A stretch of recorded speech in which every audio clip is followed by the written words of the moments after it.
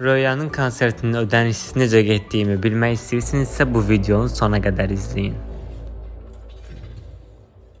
Bakı Konqres Mərkəzinə getməyən hər halda bir mən qalmışdım. Axı ki mən də getdim. Bu məşhur pilləkənlərdən mən də düşdüm və şəkillər çəkdirdim. Sizin üçün də içinin dizaynerini, interyerini az da olsa çəkirəm ki məlumatınız olmuş olsun. Burada öz vəzifəmi yerinə yetirdiyimə görə artıq keçirik konsert salına.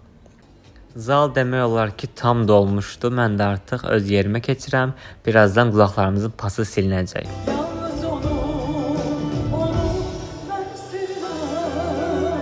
Arda ən sevilən mahnılarını ifa etdi.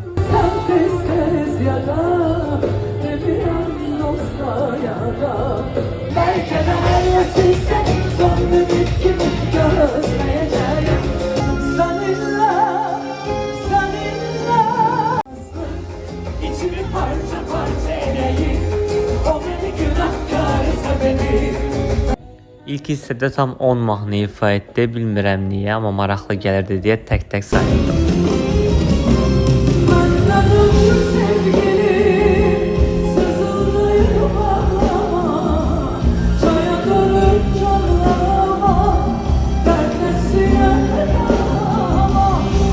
Bilet mənə yaxın dostum tərəfindən doğum günü hədiyyəsi olaraq alınmışdı. Buradan ona təşəkkürümü bildirirəm. Çox gözəl, çox maraqlı və əsas da mənim üçün musiqi dolu bir gün yaşandı.